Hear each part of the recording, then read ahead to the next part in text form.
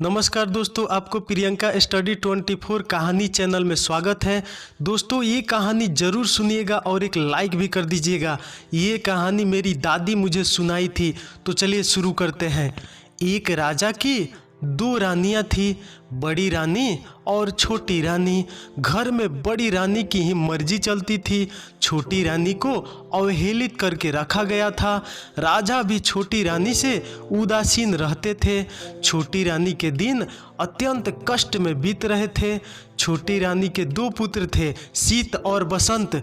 राजा अपने दोनों बेटों का भी ख्याल नहीं रखते थे।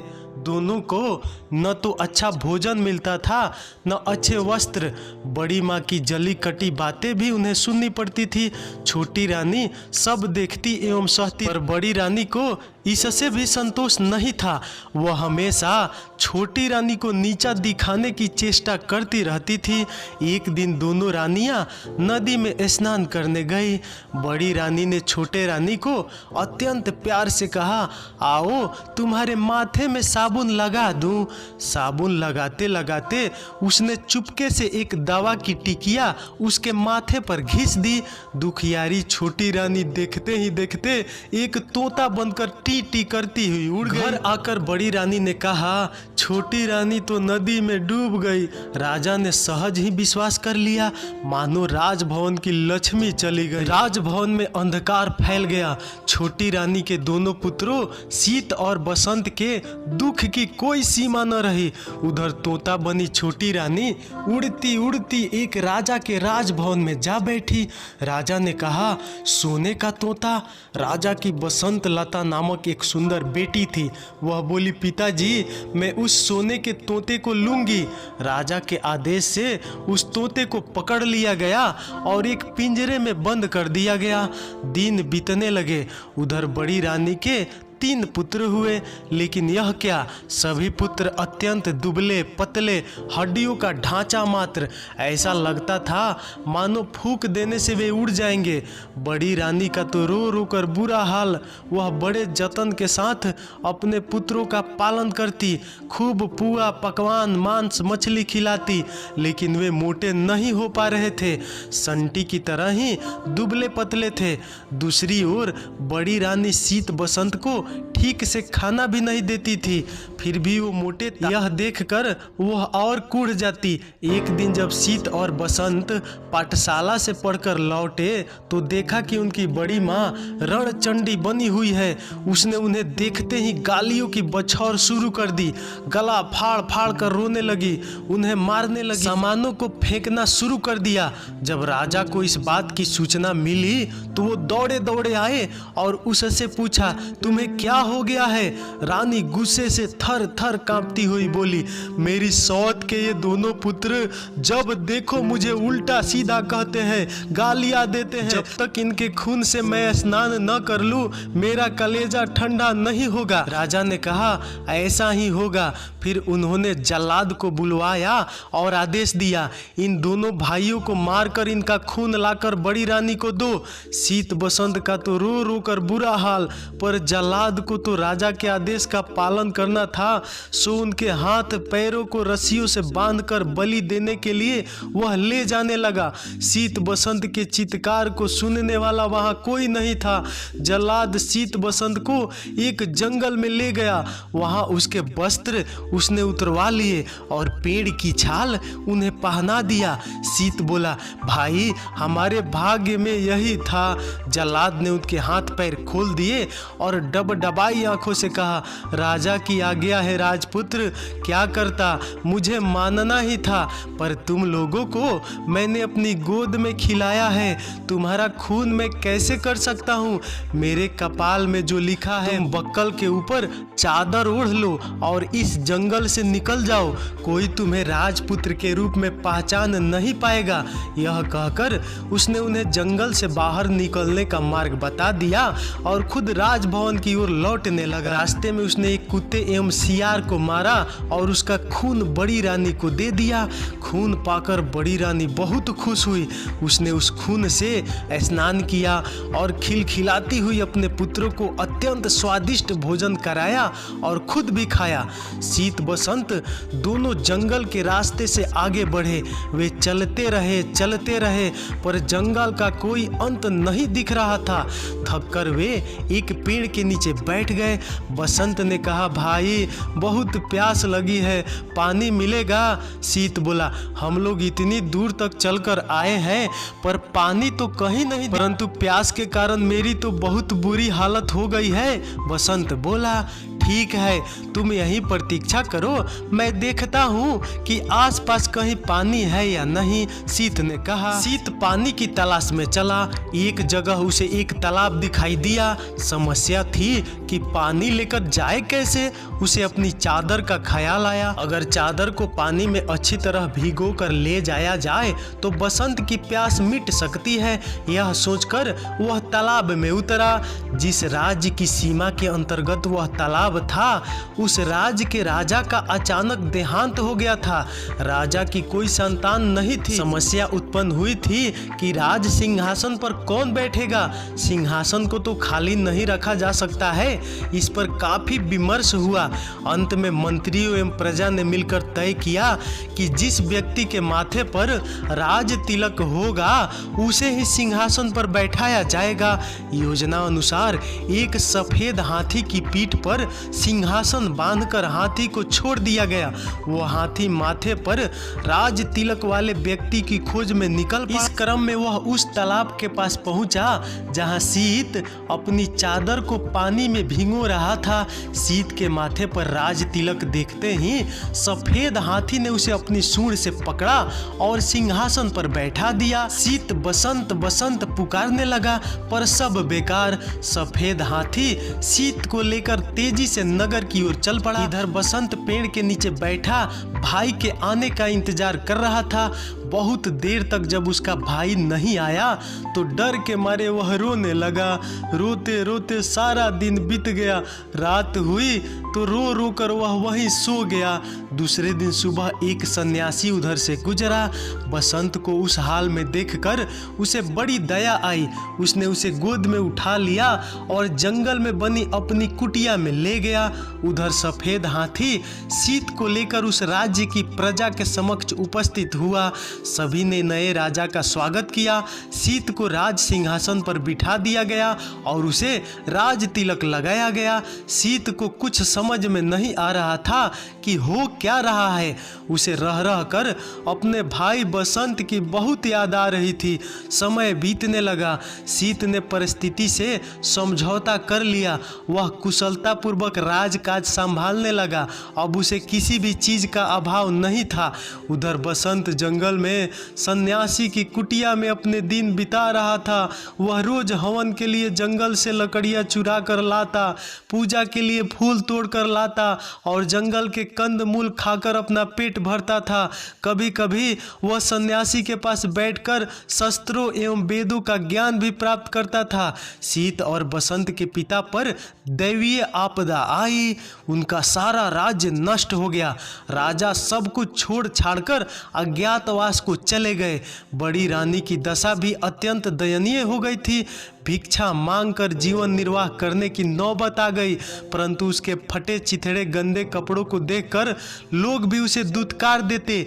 एक दिन दुखी होकर बड़ी रानी अपने तीनों पुत्रों के साथ समुद्र के किनारे खड़ी थी।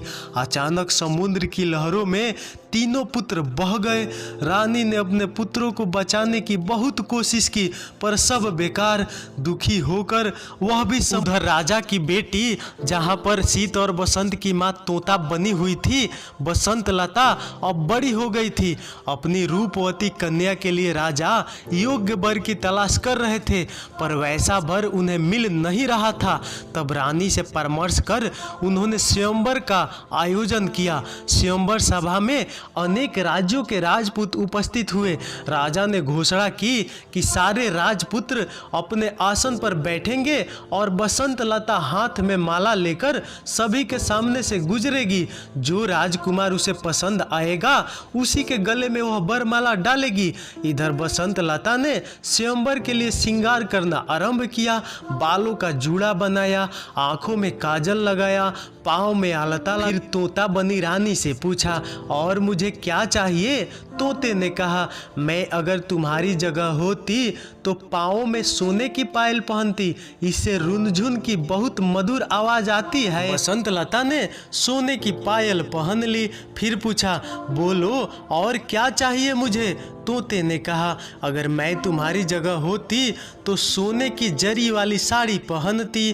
तोते की बात सुन बसंत लता ने सोने की जरी वाली साड़ी पहनी। फिर तोते ने कहा, अब तुम हीरे का हार पहन लो, बहुत सुंदर लगोगी।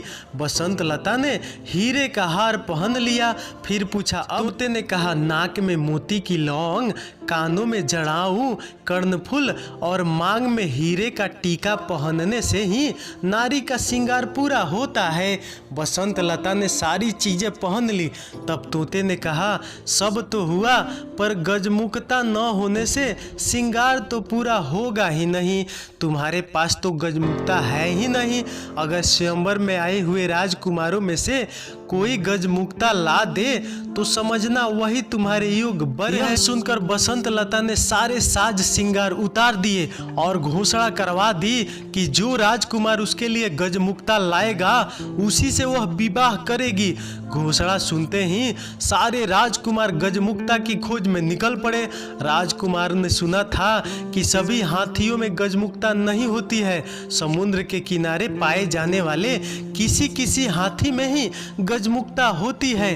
अतः सारे राजकुमार समुद्र की ओर चल पड़े। समुद्र के किनारे पहुंचने से पहले ही हाथियों के एक झुंड ने उन पर धावा बोल, जिस कारण अनेक राजपुत्रों के हाथ पैर टूट गए, अनेक घायल हो गए और इस तरह सब हताश निराश होकर वापस लौट गए। कुछ ही दिनों बाद यह समाचार शीत राजा के कानों तक पहुंचा। उसे राजपुत्रों की दुर्दशा पर दया आई और बसंत लता के आचरण पर अत्यंत क्रोध आया। उसने निश्चय किया कि वह बसंत लता के अहंकार को चूर चूर कर देगा। उसने बसंत लता के पिता के राज्य पर आक्रमण कर दिया। बसंत लता के पिता की पराजय हुई। शीत राजा ने बसंत लता को बंदी बना लिया। उधर बसंत सन्यासी की कुटिया में दिन बिता रहा था। सारा दिन इधर उधर घूमता रहता। उसकी कुटिया के पास एक विशाल बरगद का पेड़ था। उसमें एक गुल और एक बुलबुल रहती थी। एक दिन दुखी होकर बसंत उसी पेड़ के नीचे बैठा था। तब उसने उस गुल और बुलबुल को बातचीत करते हुए सुना। गुल ने स्वयंवर की सारी घटनाएं बुलबुल को फिर बोला, कौन जानता है कि इसका क्या परिणाम होगा? बुलबुल ने कहा, क्षीर सागर के किनारे एक दूध पहाड़ है। दूध पहाड़ से क्षीर सागर में दूध गिरता है। उस क्षीर सागर में एक स्वर्ण कमल खिला हुआ है। उस स्वर्ण कमल में एक हाथी रहता है। उसी के सिर में गजमुखता है। गुल ने पूछा, लेकिन वहां पहुंचेगा कौन? बुलबुल ने कहा, कोई साहसी राजपुत्र ही वहां पहुंच पाएगा। सारी बात सुनने के बाद बसंत ने उनसे पूछा, मैं गजमुखता लेने जाऊंगा, इस कार्य में तुम दोनों मेरी कुछ सहायता करोगे? जरूर, परंतु तुम पहले सन्यासी के पास जाकर उसका त्रिशूल लेकर आओ। फिर सेमल के पेड़ के पास जाकर राजपुत्र के वस्त्र मांगो। सारी चीजों की प्राप्ति तुम्हें हो जाएगी। गुल और बुलबुल ने उसे बसंत ने सन्यासी से त्रिशूल लिया, सेमल के पेड़ से राज वस्त्र प्राप्त किए और उन्हें पहनकर समुद्र की ओर चल पड़ा। क्षीर सागर पहुंचकर उसने देखा कि स्वर्ण कमल के बीच दूध की तरह सफेद एक हाथी के सिर पर गजमुखता है। गजमुखता की रोशनी से चारों ओर उजाला फैला हुआ है। बसंत उस सफेद हाथी की पीठ पर कूदा। जैसे ही उसने सफेद हाथी के सिर पर त्रिशूल को रखा, वैसे ही सागर, स्वर्ण कमल, सफेद हाथी सब गायब हो गए। वहां केवल एक कमल का फूल खिला हुआ था और उसके अंदर गजमुखता की माला थी। मनुष्य की आवाज में कमल के फूल ने पूछा, निश्चय ही तुम राजपुत्र हो, कौन सा राज्य है तुम्हारा? बसंत ने कहा, मैं राजपुत्र नहीं हूँ, एक सन्यासी के साथ जंगल में रहता हूँ। ठीक है, तुम गजमुक्ता को अपने सिर पर और मुझे अपने हृदय में रखो। बसंत लता के साथ तुम्हारा ही विवाह होगा और तुम्हारा जीवन सुख से बीतेगा। बसंत क्षीर सागर के बालू पर चलता हुआ वापस लौटने लगा। तभी उसे कुछ आवाजें सुनाई पड़ी, हम लोगों को भी साथ ले चलो भाई। वह भौचक्का होकर चारों ओर देखने लगा, उसे आसपास कोई भी नहीं दिखा। वह आगे बढ़ा तो फिर वैसे ही आवाजें आई। उसने गौर से बालू को देखा तो उसे लगा कि उसके पैर के पास बालू के अंदर से आवाजें आ रही है। उसने त्रिशूल से वहां का बालू हटाया तो देखा कि वहां 3 सोने की मछलियां थी। वह उन्हें अपने साथ लेकर इधर शीत राजा शिकार खेलने निकला था। एक दिन सारा दिन भटकने के बाद भी उसके हाथ एक भी शिकार न लगा। थक कर वह एक पेड़ के नीचे बैठ गया। अचानक उसे याद आया कि वह अपने भाई बसंत को इसी पेड़ के नीचे छोड़कर पानी लेने गया था और फिर एक हाथी उसे एक राज्य में ले गया था। फिर वह कभी इस जगह लौटकर नहीं आ सका था। बसंत का क्या हुआ, वह कहाँ गया होगा, क्या वह जीवित होगा? यह सोचकर वह रो पड़ा। अपने राजभवन में लौटने के बाद भी वह केवल बसंत के बारे में ही सोचता रहता। बसंत गजमुक्ता लेकर बसंत लता के राज्य में गया तो वहां उसे पता चला कि शीत राजा बसंत लता को बंदी बनाकर अपने राज्य में ले गया है। बसंत सीधा शीत राजा के राजभवन में राजा के अंगरक्षकों को 3 सोने की मछलियां देकर कहा, अपने राजा से कहो कि बसंत लता को छोड़ दे। लेकिन शीत राजा तो अपने भाई के शोक में डूबा था। अपने कमरे का दरवाजा बंद कर अंदर बैठा हुआ था। राजा की आज्ञा की प्रतीक्षा में बसंत 7 दिनों तक हाथ में त्रिशूल लिए सिर पर गजमुक्ता रखे राजमहल के सामने बैठा रहा। 8वें दिन शीत राजा थोड़े सामान हुए तो दासियां सोने की मछलियां को काटने बैठी। लेकिन आश्चर्य, मछलियां बोल उठी, हमें न काटो, हम राजा के भाई हैं। अंगरक्षकों ने जब शीत राजा को बसंत की बात बताई तो वे स्वयं राजभवन से बाहर आए। वहां अपने भाई बसंत को देखा तो दौड़कर उसे अपने गले लगा लिया। तभी वे दासियां उन्हें बोलने वाली सोने की मछलियां को लेकर राजा के पास पहुंची। लेकिन आश्चर्य, शीत राजा के हाथ लगाते ही तीनों मछलियां 3 मनुष्य में बदल गई। उन्हें देखते ही वे पहचान गए, वे बड़ी रानी के पुत्र थे, शीत बसंत के सौतेले भाई। शीत बसंत ने बड़ी रानी और राजा के दुर्भाग्य की सारी बातें उससे सुनी। उनकी आंखों में आंसू बहने लगे। पांचों भाई आनंद पूर्वक राजभवन में रहने। अब शीत राजा अपने भाई बसंत के विवाह की तैयारियां करने लगा। उसने बसंत लता के पिता के पास समाचार भेजा कि उन्हें मुक्त किया जा रहा है। पिंजरे के तोते ने बसंत लता को खुशखबरी दी, गजमुक्ता लेकर राजपुत्र आ गया है। बसंत लता बोली, जानती। उसी समय एक दासी दौड़ती हुई आई और उसने प्रसन्नता पूर्वक कहा कि गजमुक्ता लाने वाला राजपुत्र राजा शीत के ही भाई है। बसंत लता बहुत खुश हुई।